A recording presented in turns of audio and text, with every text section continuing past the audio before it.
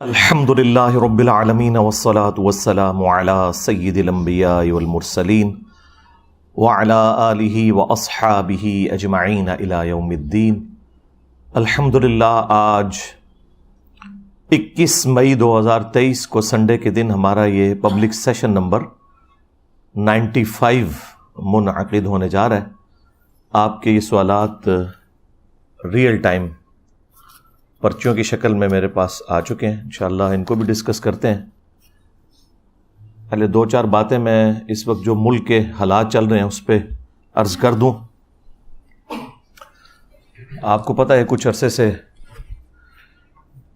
پاکستان کی جو political situation ہے یہ کافی زیادہ خراب ہو چکی ہوئی ہے، اور ظاہر ہے کہ اس کا ایفیکٹ پاکستان کی عوام پہ بھی پڑتا ہے، اور سب سے بڑھ کر یہ کہ ہمارے پولیٹیکل لیڈرز مذہب کی آڑ لے کر اپنے پولیٹیکل گینز کی خاطر عوام کو کسی خاص ٹریک کے اوپر چڑھا دیتے ہیں۔ اس کا نقصان پھر مجھے اٹھانا پڑتا ہے۔ ظاہر ہے جب کوئی مذہبی ٹچ دے گا اپنی ویڈیوز کے اندر، مذہب کو ٹول کے طور پر استعمال کرے گا، تو پھر مذہبی پلیٹ فارم کی ذمہ داری ہے کہ وہ سچائی کی بات لوگوں کو بتائے، اس کے بغیر گزارا نہیں ہے۔ اور یہ جو مذہبی ٹچ والا ایشو ہے یہ شروع سے ہی ہے، یعنی پاکستان میں بہت بڑا ایک ڈکٹیٹر جس نے 11 سال تک حکومت کی، ضیاء الحق، اس کے زمانے میں تو تمام علماء اس کے ساتھ اٹیچ تھے اور مرد مومن، مرد حق، ضیاء الحق نعرے لگایا کرتے تھے، اور وہ ایک بڑے لیول کا مذہبی ٹچ تھا۔ خیر اس شر میں سے بھی کچھ خیر ضرور نکلا، لیکن اوورآل جو فرقہ وارانہ فسادات ہیں نا پاکستان کے اندر، وہ اسی کے زمانے میں شروع ہوئے، کیونکہ تازہ ایران میں انقلاب آیا تھا امام خمینی کے زیر اثر 1979 میں۔ تو انقلاب جب بھی کسی ملک میں آتا ہے تو وہ ایکسپورٹ ہوتا ہے دوسرے ملکوں تک۔ تو سعودی عرب کے بھی کان کھڑے ہو گئے، انہوں نے پاکستان میں پیسہ لگایا اور یہاں پر انہوں نے دیوبند مکتب کو یوز کیا اس حوالے سے کہ ایک پراکسی وار ایران اور سعودیہ کی پاکستان میں شروع ہو گئی، جس میں بہت قتل و غارت ہوا۔ یہ میں ضیاء الحق کے دور کی بات کر رہا ہوں۔ اس وقت کئی نان اسٹیٹ ایکٹر تنظیمیں بنی، اور اس وقت ہمارے ریاستی اداروں کے انڈر وہ لوگ کام کرتے تھے، اور یہاں تک بات پہنچی کہ ٹوائلٹس کے اندر بھی نعرے لکھے گئے شیعہ کافر۔ حالانکہ شیعہ کا لفظ بھی قرآن کا ہے، کافر کا لفظ بھی قرآن کا ہے، حروف تہجی قرآن کے ہیں۔ آپ شیطان کا نام بھی ٹوائلٹ میں نہیں لکھ سکتے، جوتی کے اوپر نہیں لکھ سکتے۔ حروف تہجی کا تو احترام ہے نا، وہ شیطان کا احترام نہیں ہو رہا، قرآن کے حروف تہجی کا احترام ہے۔ اور یہ سلسلہ جاری رہا، اور پھر اس کا اینڈ ہوا جب امریکہ یہاں سے چلا گیا، اور پاکستان نے پھر ایک نیا یو ٹرن لیا۔ کہاں وہ ہارڈ لائنر ایک ڈکٹیٹر مذہب کے پوائنٹ آف ویو سے، اور کہاں ایک لبرل قسم کا ڈکٹیٹر مشرف پاکستان پہ مسلط ہوا، اور ہر چیز 180 ڈگری پھر گئی۔ یعنی پہلے فوج کے اندر اگر کسی نے چھٹی لینی ہوتی تھی تو وہ سروزے لگاتا تھا، چلے لگاتا تھا، اور چونکہ ضیاء الحق کا تعلق دیوبند مکتب سے تھا، وہ لال مسجد والوں کا بڑا معتقد تھا، نماز بھی وہیں پڑھا کرتا تھا، اس وجہ سے اس نے ایک مذہبی ٹچ فوج کے اندر دیا کہ جو کوئی تبلیغی جماعت کے ساتھ جانا چاہے تو اسے عام اجازت ہے، اسے چھٹی دے دی جائے۔ اور یہ لال مسجد کافی عرصہ تک ISI کا بھی ہیڈ کوارٹر بنی رہی، لیکن مشرف کے دور میں اسی لال مسجد کے اندر قتل عام ہوا، آپ کو پتہ ہے، تو میڈیا نے بھی کور کیا، اور پھر اس کی تکلیف ہم نے کم از کم 10-15 سال تو کاٹی خودکش حملوں کی شکل میں۔ یہ پوری وہ ہسٹری ہے جو میں آپ کو بتا رہا ہوں پاکستان کی۔ تو جب یہ مشرف آیا تو اس نے انلائٹنڈ ماڈریشن ایک نعرہ لگایا سب سے پہلے پاکستان، وہ سب سے پہلے پاکستان کا مطلب یہ کہتا تھا کہ ابھی اسلام کو چھوڑو، پاکستان کو لے کے چلو. حالانکہ پاکستان اس لیے تو نہیں بنا تھا، لیکن ظاہر ہے چونکہ ایک کمانڈ تھی اوپر، نچلے والے لوگ بھی بیچارے مجبوراً اوبے کرتے تھے، ناراض بھی تھے. ریٹائرمنٹ کے بعد کتابیں بھی لکھتے رہے. اس وقت کوئی اس کے سامنے کھڑا نہیں ہوا. اور مذہبی لوگوں کے لیے زمین تنگ ہو گئی فوج کے اندر. داڑھی والے لوگوں کے لیے جو مذہبی لوگ تھے، اس وقت ان کی جو وہ ACRs لکھی جاتی ہیں نا، اس میں ایک ٹرم ڈیوائز کی گئی، ریلیجسلی موٹیویٹڈ. وہ آج تک چلتی ہے. یعنی کوئی مذہبی بندہ ہو نا کہ اس کو ہم نے اس رینک سے اوپر نہیں لے کے جانا، تو اس کے اوپر وہ لکھ دیتے ریلیجسلی موٹیویٹڈ.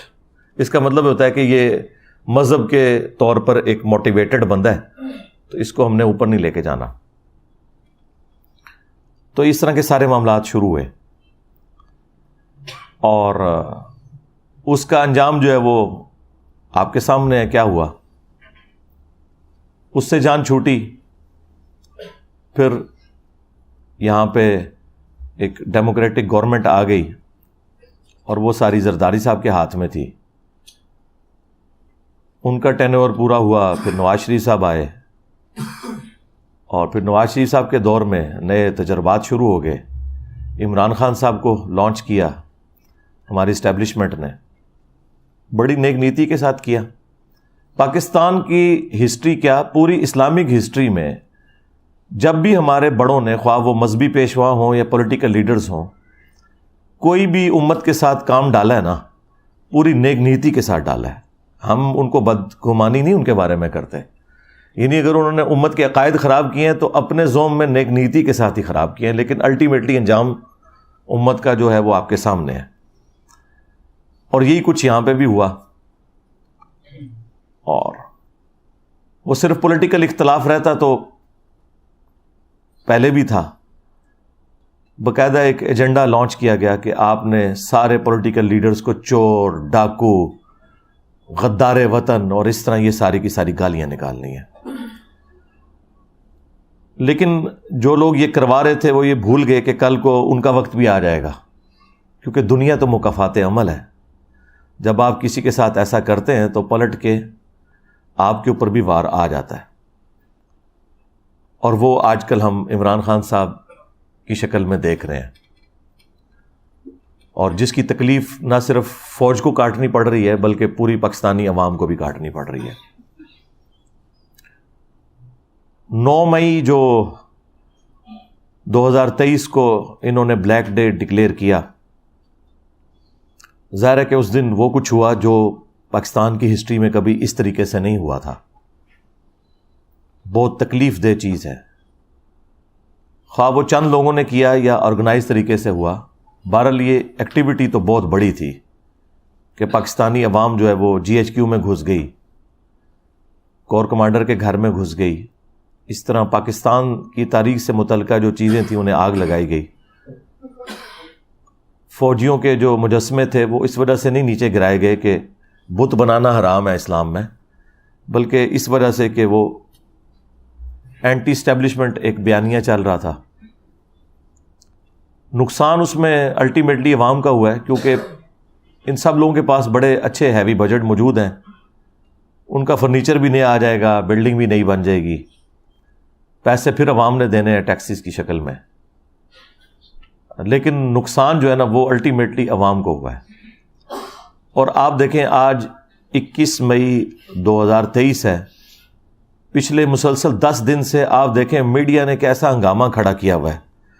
ہر ٹی وی چینل کے اوپر وہ بلیک ڈے کے نام کا ایک اشتہار چل رہا ہے. اب یہ اشتہار بھی پاکستان کی عوام کے ٹیکسز کے پیسوں سے ہی چل رہے ہیں. ظاہر ہے اس کی فیس انہوں نے ادا کرنی ہے نا، مفت تو کوئی اشتہار نہیں چلاتا. تو اور کس طریقے سے اسے ایک پروپیگیٹ کیا جا رہا ہے. میں یعنی یہ جو ایکٹیویٹی ہے اس کے خلاف نہیں ہوں، جو کچھ یعنی یہ کیا جا رہا ہے عوام کو ایجوکیٹ کرنے کے لیے. لیکن اگر اسی طریقے سے آپ کسی ایک خاص چیز کی لکیر پیٹیں گے تو مئی کا ہی مہینہ تھا اور تاریخ تھی 12. ایک ڈکٹیٹر نے قتل عام کیا کراچی کے اندر صرف اپنی حکومت کو دوام دینے کے لیے. تو اصولاً تو اس دن کو بھی بلیک ڈے ڈکلیئر کرنا چاہیے تھا، کیونکہ عوام تو اس دن مری تھی. عوام اس دن بھی مری، وہ میڈیا تو رپورٹ نہیں کر رہا، لیکن عوام تو مری ہے. سوشل میڈیا کے ذریعے ویڈیوز تو پبلک میں عام ہوئی ہیں. تو اس طرح اگر بلیک ڈیز ہم گننا شروع کریں تو پاکستان کی ہسٹری بلیک ڈیز کے ساتھ بھری پڑی ہے. میرے نزدیک تو 12 اکتوبر 1999 بھی پاکستان کے لیے ایک بلیک ڈے تھا، جب ایک الیکٹڈ پرائم منسٹر کو اس طریقے سے بدماشی سے ہٹا کے، آپ علمی اختلاف تو کسی سے بھی کر سکتے ہیں، لیکن ایک الیکٹڈ گورنمنٹ کو اس طریقے سے ہٹانا اور اس کے بعد پھر ایک ڈکٹیٹر کا مسلط ہونا، وہ بھی بلیک ڈے تھا. بھٹو کو جس دن پھانسی دی گئی وہ پاکستان کے لیے وہ بھی بلیک ڈے تھا. اور اسی طریقے سے جس دن پاکستانی قوم کو امیدیں دلا کے ایک پولیٹیکل کیس بنا کے کہ پاکستانیوں کا اربوں روپیہ دوسرے ملکوں میں ہم پاکستان لے کے آئیں گے، 5 ججوں نے مل کے کروڑوں روپیہ لگا کے، آج تو خیر ہم کہہ سکتے ہیں اربوں روپیہ لگا کے، اینڈ پہ ایک اقامہ نکالا، وہ بھی بلیک ڈے تھا پاکستان کی تاریخ کا. لیکن اب خاص طور پر چونکہ ایک پولیٹیکل جماعت کو ٹارگٹ کرنا ہے، اس کی وجہ سے یہ پروپیگنڈا ایک میڈیا کے اندر چل رہا ہے. پازیٹیو، وہ تو اسے پازیٹیو ہی سمجھتے ہیں. دوسری طرف خان صاحب کی مس ہینڈلنگ یہ ہے کہ وہ پہلے تو انجوائے کرتے رہے اس پورے معاملے کو. انہیں سب لوگوں نے کہا کہ آپ اسے کنڈیم کریں، یہ کیا حرکت کی ہے آپ کے لوگوں نے، تو وہ آگے سے ہی کہتے رہے کہ بھائی جب مجھے گرفتار کریں گے تو ایسے تو ہوگا. حتیٰ کہ خود ان کے جو قریبی دوست ہیں، جو ہمارے چیف جسٹس صاحب ہیں، انہوں نے بھی کہا کہ خان صاحب آپ کنڈیم کریں اسے. خان صاحب نے اس وقت بھی کنڈیم نہیں کیا. اس کے بعد پھر ظاہر ہے کہ آپ کو پتہ ہے ہمارے سیکیورٹی ادارے، انہوں نے پھر طے کر لیا کہ ٹھیک ہے اب خان صاحب کو سبق سکھانا ہے. اس کا آغاز خان صاحب کی غلطیوں سے ہوا، اور اب آپ دیکھ رہے ہیں 2 دن پہلے انہوں نے صحافیوں کے سامنے یہ بات کر دی ہے کہ یہ بالکل غلط ہوا ہے. یہ اس وقت کر دیتے نا تو یہ اتنا بڑے لیول کا کریک ڈاؤن نہ ہوتا. لیکن اب میں اسے یہ بھی نہیں کہہ سکتا کہ دیر آئے درست آئے، یہ بہت دیر سے آ گیا ہے. تو چلیں شکر ہے فی الوقت ان کی طرف سے یہ سٹیٹمنٹ آنا بھی کم از کم تھوڑا مرہم تو ہے ہم جیسے لوگوں کے لیے، جو کہہ رہے تھے کہ یار ایک پولیٹیکل لیڈر کو تو یہ زیب نہیں دیتا کہ وہ اس طرح کی ایکٹیویٹیز کو سپورٹ کرے. اس کا کام ہے کہ وہ اعلانیہ آ کے اسے کنڈیم کرے کہ یہ کام غلط ہوا ہے. لیکن اب جو کچھ میں دیکھنے جا رہا ہوں، میں نے آپ کو پہلے بھی بتایا تھا، جب تحریک عدم اعتماد کامیاب ہوئی تھی تو میں نے آپ کو کہا تھا کہ اب جب الیکشن ہوں گے تو خان صاحب تو دوبارہ نہیں آئیں گے، کیونکہ جب ہٹانے والے ہٹاتے ہیں تو پھر وہ اس دفعہ تو اسے نہیں لے کے آتے. تو اس وقت لوگ کہہ رہے تھے کہ جناب آپ کو سمجھ نہیں ہے. میرے خیال وقت کے ساتھ آپ کو سمجھ آتی جا رہی ہوگی. اس وقت دیکھیں خان صاحب کا گراف انہوں نے آسمان سے زمین پہ گرا دیا ہے، اور اس میں سب سے زیادہ قصور خود ان کا ہے، خان صاحب کا. جو کچھ پچھلے 2 ہفتوں کے اندر ہوا اور پچھلے 1 سال کے اندر جو کچھ ہو رہا ہے، 2 ہفتوں میں تو ذرا زیادہ ہو گیا. ہم اس وقت بھی ساتھ ساتھ سمجھا رہے تھے کہ آپ اتنے ایکسٹریم رویے اختیار نہ کریں ورنہ اس کا انجام برا ہوگا. اور وہ ہم نے دیکھا کہ اب بالکل ساری جماعتوں نے مل کے، سارے ریاستی ادارے مل کے ٹارگٹ کیے ہوئے ہیں کہ پی ٹی آئی کو اب کس طریقے سے ہم نے جو ہے وہ ختم کرنا ہے یا قابو میں لانا ہے. اور مجھے حیرانگی ان لوگوں کے اوپر ہو رہی ہے جو اس پورے سسٹم کے بینیفیشری ہیں اور اب ایک ایک کر کے آ کے میڈیا پہ آ کے کہہ رہے ہیں کہ جی آج سے میں پی ٹی آئی چھوڑنے کا اعلان کرتا ہوں.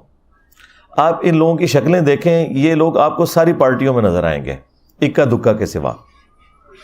تو اب ان کو کہیں اور ہڈی ملے گی، یہ وہاں چلے جائیں گے.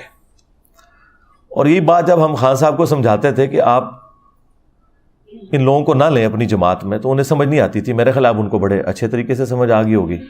یہ سب مفاد پرست لوگ ہوتے ہیں، ان کو نہ پاکستانی عوام کے ساتھ کوئی ہمدردی ہے، نہ فوج کے ساتھ، نہ کسی پولیٹیکل جماعت کے ساتھ. ان کے اپنے مفادات ہوتے ہیں، جہاں سے ان کو مل جائے وہاں چلے جاتے ہیں.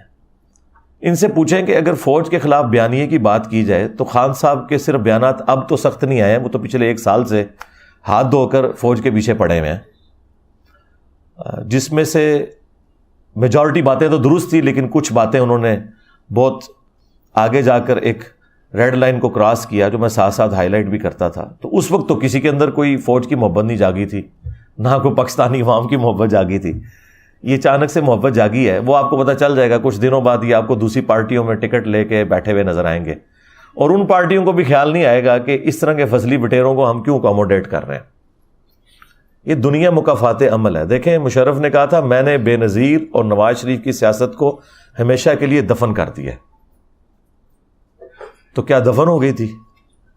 اسی نواز شریف کو پاکستان کی عوام نے تیسری دفعہ وزیر اعظم منتخب کر لیا. اسی بے نظیر کی جماعت کو ایک اور حکومت ملی. تو اب بھی اگر کوئی سمجھتا ہے کہ اس طریقے سے خان صاحب کو ہٹا کے تو وہ کسی جماعت کو، پولیٹیکل جماعت کو ختم کر دیں گے، تو یہ نہیں ہے. تو میرا خیال ہے جماعتیں ختم کرنے کی بجائے سافٹ ویئر اپڈیٹ کرنے چاہیے پازیٹیو طریقے کے ساتھ. انہیں بتایا جائے کہ یار یہ چیز غلط ہے، یہ یوں ہے. خان صاحب کو ہم بڑے عرصے سے کہہ رہے تھے کہ آپ کے اندر جو انا ہے، تکبر ہے، اور اتنا غصہ بھرا ہوا ہے اپنے مخالفین کے بارے میں کہ آپ کہہ رہے ہیں میں کسی کے ساتھ بیٹھنے کے لیے تیار نہیں ہوں. حالانکہ آپ پولیٹیکل لیڈر ہیں. پالیٹکس تو نام ہی مل بیٹھ کر معاملات کو لے کے چلنے کا. تو اس وقت جب اپوزیشن لیڈر شہباز شریف صاحب تھے، انہوں نے بھی بارہا کہا کہ ہم مل بیٹھ کر کوئی چارٹر آف اکانومی یا چارٹر آف ڈیموکریسی لکھ لیتے ہیں. لیکن خان صاحب کہتے تھے میں ان چوروں کے ساتھ نہیں بیٹھوں گا. اور وہ اس لیے کہتے تھے کہ انہیں اس وقت اسٹیبلشمنٹ کی بیک حاصل تھی، اور اس وقت اسٹیبلشمنٹ کی پالیسی بھی یہی تھی کہ اپنے مخالفین کو آپ نے ملیا میٹ کرنا ہے. جن مخالفین کے ساتھ آپ دوبارہ سے دوستی ہو گئی ہے، یہ دوستی اس بات کا ثبوت ہے کہ جن کے ساتھ دوستی ہو رہی ہے انہیں بھی سبق سیکھنا چاہیے کہ کل کو اگر کوئی اور مسئلہ کھڑا ہوا نا تو انہوں نے دوبارہ سے خان صاحب کے ساتھ دوستی کر لینی ہے اور آپ کو انہوں نے جیلوں میں ڈال دینا ہے، اور یہ ایک سرکل چلتا رہے گا. لہذا بہتر یہ ہے کہ سارے مل بیٹھ کے، اب خان صاحب کی جو کمر ہے وہ کافی حد تک ٹوٹی ہے اور ان کا وہ سریا نکلا ہے، اور وہ یہ کہہ رہے ہیں کہ میں بیٹھ کے بات کرنے کے لیے تیار ہوں، مجھ سے کوئی بات ہی نہیں کر رہا. پہلے تو وہ کہتے تھے میں صرف فوج کے ساتھ بات کروں گا، لیکن اب وہ پولیٹیکل لیڈرز کے ساتھ بھی بیٹھنے کے لیے تیار ہیں. تو میرا خیال ہے اتنے عرصے کی محنت رنگ لائی ہے، تو اب ان کے ساتھ بیٹھیں اور معاملات کو سکون سے حل کریں. اور میرا خیال ہے اس وقت وہ جتنے ڈیفینسو موڈ میں ہیں نا، وہ اکتوبر میں الیکشنز پہ یہ تیار ہو جائیں گے. وہ تو اس پہ بھی اب خوش ہوں گے کہ اکتوبر میں الیکشن مل جائے، کیونکہ مجھے تو نظر آ رہا ہے یہ اکتوبر سے بھی کوئی آگے کی کوئی گیم چلنے جا رہی ہے. تو اس پہ بھی وہ راضی ہو جائیں گے. اب تو ان کے اپنے جو پریزیڈنٹ ہیں عارف علوی صاحب، انہوں نے بھی باقاعدہ کہا کہ جی 9 مئی کو غلط ہوا، اور خان صاحب کو اس وقت جو ڈیٹ ملتی تھی وہ لے لینی چاہیے تھی، یہ معاملات اس طرح نہیں ہونے چاہیے تھے. تو اب ہر طرف سے آوازیں اٹھ رہی ہیں. یہ جو لوگ جماعتیں چھوڑ کے نکل جاتے ہیں، خواہ وہ 2017-18 میں نون لیگ کو چھوڑ کر گئے یا آج پی ٹی آئی کو چھوڑ کے جا رہے ہیں، میں ان سے صرف ایک سوال کروں گا، آپ جماعت کیوں چھوڑتے ہیں؟ آپ کہتے ہیں ہمارا اس جماعت کے اس معاملے میں یہ اختلاف ہے، تو یہ اختلاف تو اس جماعت کے اندر بھی رہتے ہوئے ہو سکتا ہے. جماعت چھوڑنے کا مطلب یہ ہے کہ آپ اپنے ذاتی مفادات کی وجہ سے کسی دوسری جگہ جا رہے ہیں، کیونکہ جہاں آپ جا رہے ہوتے ہیں نا، وہاں کون سے فرشتے بیٹھے ہوتے ہیں؟ وہاں پہ بھی وہی لوگ بیٹھے ہوتے ہیں. تو جماعت کسی کو نہیں چھوڑنی چاہیے، اور خصوصاً جب جماعت پہ برا وقت ہو اس وقت تو وہ جماعت چھوڑنی نہیں چاہیے. پھر تو یقیناً آپ کو کسی نے ہڈی ڈالی ہے. ہاں جب اچھا وقت ہے اس وقت سارے لوگ فائدہ اٹھا رہے ہوتے ہیں، کیونکہ اس وقت بجٹ مل رہے ہوتے ہیں، ان کو پوسٹیں مل رہی ہوتی ہیں. ٹھیک ہے، یہ جو عامر کیانی صاحب ہیں، انہوں نے جو مہربانیاں کی ہیں پاکستانی قوم کے اوپر جب تک یہ وزیر ہیلتھ تھے، جی ہاں، ان کی جو کارستانیوں کی لسٹ ہے وہ پوری قوم کو پتہ ہے. آج معصوم سی شکل بنا کے یہ جماعت چھوڑ رہے ہیں، اس کو تو پڑھ کے جیل میں ڈالنا چاہیے. تو یہ بیسیکلی اپنا آپ بچا رہا ہے کہ یار میں جماعت چھوڑتا ہوں، اس کے بدلے میں جو میں نے چوریاں کی ہیں نا اس قوم کے ساتھ، اور اس میں خان صاحب بھی مجرم ہے کیونکہ ان کے انڈر تھا یہ، وہ چوریاں معاف کر دو میری. یہ میں باتیں اس لیے کر رہا ہوں تاکہ پی ٹی اے والوں کو بھی سمجھ آئے کہ جب ہم آپ کو کہتے تھے نا کہ یہ ان کے ساتھ بھی سارے چور کٹھے ہوئے ہیں، اس وقت آپ کو نہیں سمجھ آتی تھی یہ بات. پھر جہانگیر ترین صاحب جب چھوڑ گئے تو آپ نے کہا ہاں اب چور ہو گیا، یہ چھوڑ گیا. جب تک اندر تھا پھر بالکل ٹھیک تھا. فواد چودھری صاحب دیکھ لیں، جنہوں نے مسلسل عمران خان صاحب کو ٹیون کر کے اور یہ وہ بندہ ہے جو خود اسٹیبلشمنٹ کی گود میں رہے پوری زندگی، اور یہ وہ ڈیموکریٹک بیانیاں لانچ کر کے اینڈ پہ دیکھ لیں وہ کیا ہوا ہے. اب وہ یعنی وہ بیانات جس قسم کے دے رہا ہے، کچھ عرصے بعد شاید آپ کو یہ بھی خبر ملے کہ اس نے بھی پی ٹی آئی چھوڑ دی ہے. ویسے اس نے مورلی تو چھوڑ دی ہے جو کچھ اس نے بیان دیے ہیں. تو جب بھی کسی پہ برا وقت آتا ہے تو وہ خود بخود اس کے سارے وہ بیانیے، وہ سارے معاملات ختم ہو جاتے ہیں. یہ ساری باتیں میں اس لیے اپنے پلیٹ فارم سے کرتا ہوں کہ پاکستان میں سیاست اور مذہب اس طرح جڑی ہوئی ہے، اور خصوصاً ہماری جو ینگ جنریشن ہے نا، وہ تو خان صاحب کی وجہ سے پالیٹکس کے ساتھ اٹیچ ہوئی، اور خان صاحب نے جو مذہبی ٹچ دیا ہے اور جو مذہبی تڑکا لگایا ہے اپنی سیاست کو، اس کی وجہ سے ہمارے بھی جو ٹین ایجرز بچے ہیں نا، وہ بھی مطلب ایک مذہبی پیشوا کے طور پر پولیٹیکل لیڈرز کو دیکھنا شروع کر دیتے ہیں. یہ چیز بالکل نہیں ہونی چاہیے. ان کو پولیٹیکل لیڈرز کے طور پر دیکھیں اور انہیں کوئی مذہب کے پوائنٹ آف ویو سے آئیڈیل نہ آپ سمجھا کریں کہ یہ لوگ کوئی مذہبی پیشوا ہے، کوئی آپ کو کوئی ایسا حکمران ملنے والا ہے، اب یہ ہو جائے گا وہ ہو جائے گا. کچھ بھی نہیں ہوگا. اور میں پاکستان کی جو فوج ہے اس کو بھی ریکویسٹ کروں گا، آرمی چیف سے بھی، کہ معاملات کو پازیٹیولی لے کر چلیں. صرف جو سرغنہ ہیں بڑے انہیں سزائیں دیں. جو چھوٹے بچے ہیں، کوئی مور چوری کر کے نکلا ہے، وہ آپ کہہ رہے ہیں میں تو اس کو ریسکیو کرنے کے لیے نکلا تھا. ٹھیک ہے نا؟ تو بس اتنا سارا ہی ہوتا ہے جی انقلاب. یہ بڑا مشکل کام ہے. پھانسی کے پھندے کو چوم لوں گا. ٹھیک ہے نا؟ میں آپ کو بتاؤں، یہاں پہ جو 3 دفعہ مجھ پہ مرڈر اٹیمپٹ کر کے گئے ہیں نا، کسی نے بھی پھندا نہیں چوما. دوسرے دن ہی صحت جرم سے انکار کر دیا. تینوں مرڈر اٹیمپٹس کی ویڈیوز ریکارڈ ہیں جو کہ سی سی ٹی وی کیمرے لگے ہوتے ہیں ہمارے. اس کے باوجود ضمانت کے لیے اپلائی کیا، اور ضمانت کے لیے پہلی شرط یہ ہوتی ہے کہ آپ وہاں لکھتے ہیں کہ میں نے جرم کیے نہیں، میں ادھر موجود ہی نہیں تھا. تو 2 منٹ پہلے جو بندہ کہہ رہا ہے میں پھندا چوم لوں گا، تو اس کو چاہیے چوم لے. اور یہ سارے کرتے رہے ہیں. ممتاز قادری نے بھی رحم کی اپیل کی تھی. اور سب سے بڑی بات جو آپ کو بتاؤں، جس کے اوپر پورا معاملہ انہوں نے کھڑا کیا ہوا ہے، غازی علم الدین، اس نے بھی صحت جرم سے انکار کیا تھا. وہ ڈاکومنٹس ابھی بھی موجود ہیں ہماری عدالتوں کے اندر. ایک سوال اس سے پوچھا جج نے، تم نے یہ چھری خریدی تھی؟ اس نے کہا نہیں. تم فلاں جگہ موجود تھے؟ نہیں. تم نے اس کو مارا؟ نہیں. ہر ایک کے آگے نو لکھا ہوا ہے. اور آپ کو بتاتے ہیں کہ جی وہ پھندا چوم لوں گا. جس طرح دین کے نام کے اوپر آپ کو دھوکہ دیا انہوں نے، بزرگوں کی تعلیمات دی قرآن و سنت کو چھوڑ کے، اس طرح یہ جو ہیرو بھی اکثر کھڑے کیے ہوئے ہیں نا آپ کے، یہ بھی وہی کچھ ہی ہیں. اللہ ماشاء اللہ کوئی بندہ ہو تو. اس وقت پکڑے اس لیے نہیں جاتے تھے کہ میڈیا میں ان کے بیانات نہیں ہوتے تھے اور کول و فیل کا تضاد آپ دکھا نہیں سکتے تھے. آج کل آپ دیکھیں نا، پرانی کوئی اسٹیٹمنٹ وہ چلاتے ہیں ایک پولیٹیکل لیڈر کی، پھر تازہ چلاتے ہیں، کہتے ہیں دیکھو پہلے یہ کہہ رہا تھا اب یہ کہہ رہا ہے، اور بالکل 180 ڈگری ہوتی ہے، تو وہ پکڑے جاتے ہیں. لیکن پرانے لوگ اس طرح پکڑے نہیں جاتے تھے. وہ بند کمروں میں بیٹھ کے جو سازشیں کرتے تھے وہ کبھی کھلتی نہیں تھی، اور جو کھولنے لگتا تھا اسے قتل کروا دیتے تھے. اب آپ کسی کو قتل بھی کر دیں، جو بھائی ویڈیو چڑھ گئی یوٹیوب پہ اور آپ کا پول کھل گیا، وہ ویڈیو تو کوئی نہیں قتل کر سکتا. وہ بزرگ مار دیتے میں جڑے نگاہ مار کے تے چیزاں غائب کر دیں سن. ہاں، ان کا قاتل میں ہوں. تو علمی طور پہ میں نے ان سب کو اللہ کے فضل سے قتل کر دیا. میں نے کیا کیا، اللہ نے میرے ذریعے قتل کروا دیا علمی طور پہ، الحمدللہ. تو آئندہ کے لیے بھی ہوش کے ناخن لیں آپ لوگ. اب کوئی نیا سپر مین عمران خان صاحب کے بعد لانچ نہ ہو رہا اور آپ پھر اس کے پیچھے لگ جائیں. ٹھیک ہے؟ تو اس لیے بچ کے رہیں اس طرح کے معاملات کے اندر. پالیٹکس کو پالیٹکس رہنے دیں. اس کو جب مذہبی ٹچ لگتا ہے نا تو آپ سمجھ جائیں کہ یہ مذہبی ٹچ اس لیے ہو رہا ہے کہ آپ کو یوٹیلائز کیا جائے اپنے مقاصد کے لیے. بس صرف یہ ہوتا ہے.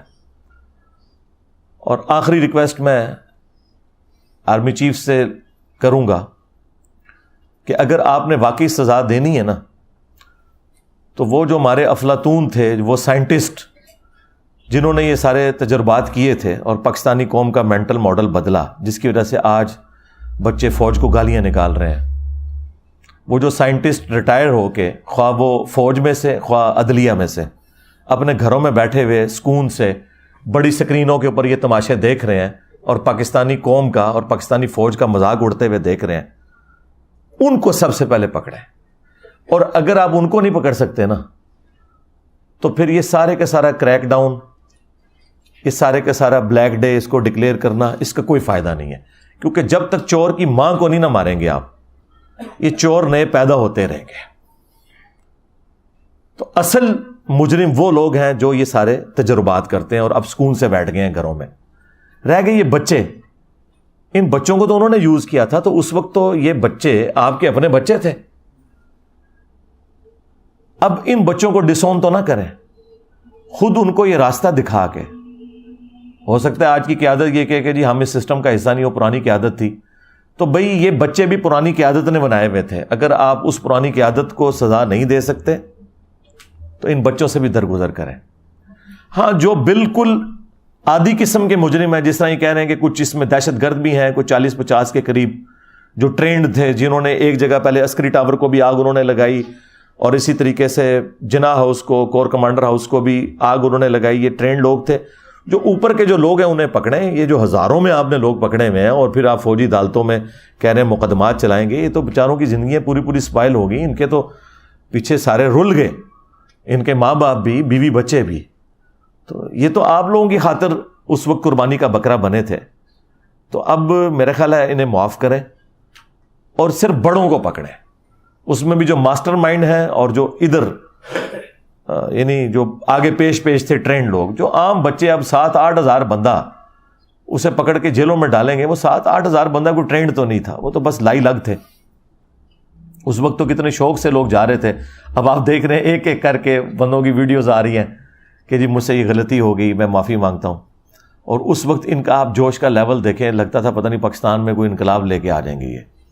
میں نے آپ کو بارہا بتایا کہ اس طرح کا انقلاب پاکستان میں انشاءاللہ کبھی بھی نہیں آئے گا، اور نہ اللہ کرے کہ کوئی اس طرح کا انقلاب آئے۔ ہاں، یہ ذہن میں رکھیے گا، کیونکہ پھر مخالفین کو انہوں نے زندہ نہیں چھوڑنا۔ ادھر انقلاب اس لیے نہیں آئے گا کہ ادھر فرقے بھی بے شمار، پولیٹیکل اختلافات بھی بے شمار، کبھی کوئی ایک لیڈر کے نیچے یہ جمع ہو ہی نہیں سکتے، اور نہ اس طرح کا انقلاب آ سکتا ہے جو لوگ کہتے ہیں ایران میں آیا، تو ایران میں فرقہ ایک تھا شیعہ، لیڈر بھی ایک تھا، اور وہاں وہ لیڈر کا مطلب لیڈر ہے۔ یہاں پاکستان میں 22 کروڑ عوام میں سے 15 کروڑ عوام یعنی بریلوی فرقہ یہ کہتا ہے کہ امام کعبہ کے پیچھے نماز ہی نہیں ہوتی، اور جو مسلمان امام کعبہ کے پیچھے نماز کا قائل نہ ہو وہ کسی مذہبی لیڈر کو اپنا لیڈر مان سکتا ہے؟ سب سے بڑا اگر کوئی لیڈر ہے یعنی جو نان مسلم مسلمانوں کے بارے میں سوچتے ہوں گے تو وہ یہی سمجھتے ہوں گے جس طرح ویٹیکن سٹی میں پوپ بیٹھا ہوا ہے، اس طرح خانہ کعبے کا جو یا مسجد نبوی کا امام ہے وہ ان کا لیڈر ہوگا، اس کے پیچھے تو کہتے ہیں یہ نماز ہی نہیں ہوتی، تو کھیت ہے مٹی انقلاب آنا تھوڑا نہیں، کبھی بھی نہیں آنا۔ تو اس طرح کے جو انقلابات ہیں نا وہ بس جذباتی باتیں ہوتی ہیں، کچھ بھی نہیں اس میں سے نکلنا ہوتا۔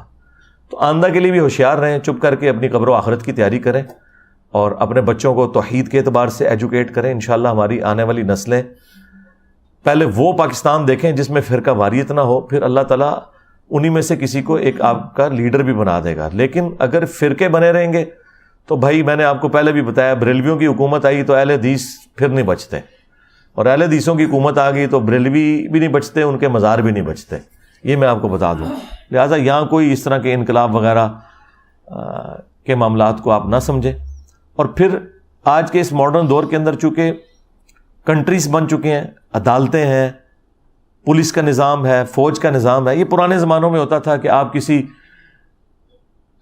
بادشاہت میں گھس جائیں اور پکڑ کے آپ گلا کاٹ دیں بادشاہ کا اور خود اس کی کرسی پہ بیٹھ جائیں تو نیکسٹ بادشاہ آپ بن جاتے تھے، پوری کی پوری رعایا آپ کی ہو جاتی تھی، اس کے نیچے بھی جو فوج ہے وہ آپ کی ہو جاتی تھی یا وہ قتل ہو جاتی تھی۔ آج اگر آپ کسی وزیر اعظم کو اسیسینیٹ بھی کر دیں، اسی کی پارٹی سے دوسرا بندہ وزیر اعظم بن جائے گا، کیونکہ اسمبلیوں نے اپنے 5 سال پورے کرنے ہیں۔ اسے انشور کون کرے گا؟ جوڈیشری کرے گی، فوج کرے گی، کیونکہ وہ تو آئین کے ساتھ کھڑی ہوئی ہوگی۔ لہٰذا اب اس طرح کے انقلاب نہیں آ سکتے اس ماڈرن دور کے اندر، نہ آپ اس طرح کی کوئی آپ کو امید دلائے تو آپ یہ سمجھیں کہ ایسا کچھ ہو سکتا ہے، کچھ بھی نہیں ہو سکتا. یہ سب آپ کو کہانیاں کرواتے ہیں. ہوش کے ناخن لیں، اپنی فکر کریں، اپنے بال بچوں کی فکر کریں، دنیا کی بھی ان کی اور آخرت کی بھی فکر کریں. ملک کی اکانومی آپ کے سامنے ہے. میں اس پہ تو حیران ہوں کہ بلیک ڈے کے حوالے سے کتنی ایڈورٹیزمنٹ چل رہی ہے.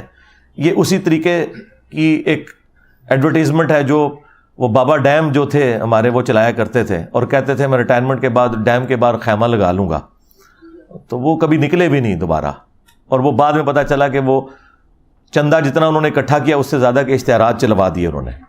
ٹھیک ہے، تو اشتہارات کی بجائے نا پازیٹیولی کوئی معاملات کو لے کے چلیں، ورنہ یہ اس طریقے سے ڈیم فول آپ کو آپ کے بڑے بناتے رہیں گے. ہر آنے والا بڑا جو ہے نا وہ نئی کوئی ایک سٹوری آپ کو بیچتا ہے اور پاکستانی عوام اس کے پیچھے لگ جاتی ہے اور اس طریقے سے معاملات. حالانکہ اس وقت اگر کوئی ہنگامی طور پر کوئی ایڈورٹیزمنٹ چلنی چاہیے تو وہ یہ ہے کہ ہمارے بڑے ہمیں بتائیں کہ انہوں نے پاکستان کی اکانومی کے لیے کیا سوچا ہے. اصل مسئلہ اس وقت ہمارا یہ ہے کہ ہمارے ڈاکٹرز انجینئرز بھی بے روزگار پھر رہے ہیں. آپ نے ان کے لیے کیا سوچا ہے؟ اس کے اوپر تو مجھے کوئی ایڈورٹیزمنٹ نظر نہیں آ رہی ہے.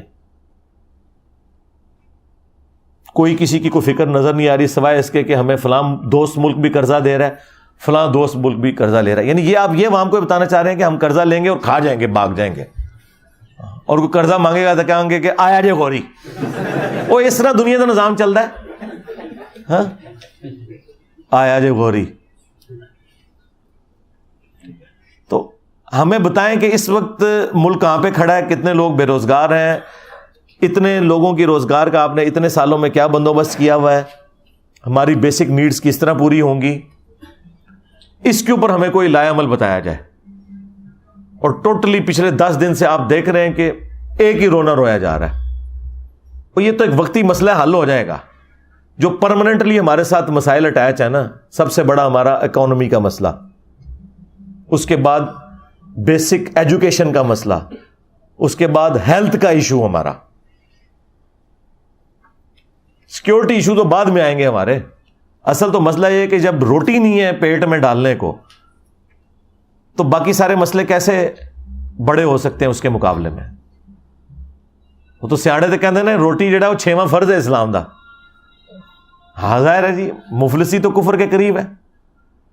تو ہم اینڈ پہ پاکستان کے لیے، پاکستان کی عوام کے لیے، پاکستان کے بڑوں کے لیے بالخصوص اور پورے عالم اسلام کے لیے بالعموم دعا کرتے ہیں کہ اللہ تعالیٰ ان سب کی مشکلات آسان فرمائے، اور جن جن بھلائیوں کا سوال رسول اللہ صلی اللہ علیہ وآلہ وسلم نے کیا تمام مسلمانوں کے حق میں ان بھلائیوں کو قبول فرمائے، اور جن جن چیزوں کے شر سے اللہ کے محبوب صلی اللہ علیہ وآلہ وسلم نے پناہ طلب کی ان تمام چیزوں کے اگینسٹ ہم سب کو پناہ عطا فرمائے. ربنا آتنا من لدنک رحمہ وہیئ لنا من امرنا رشدا. اللہم ربنا آتنا فی الدنیا حسنہ وفی الآخرۃ حسنۃ وقنا عذاب النار. اللہم احسن عاقبتنا فی الامور کلہا واجرنا من خزی الدنیا وعذاب الآخرہ. اللہم صلی علی محمد وعلی آل محمد واصحاب محمد وازواج محمد وامت محمد اجمعین الی یوم الدین. آمین.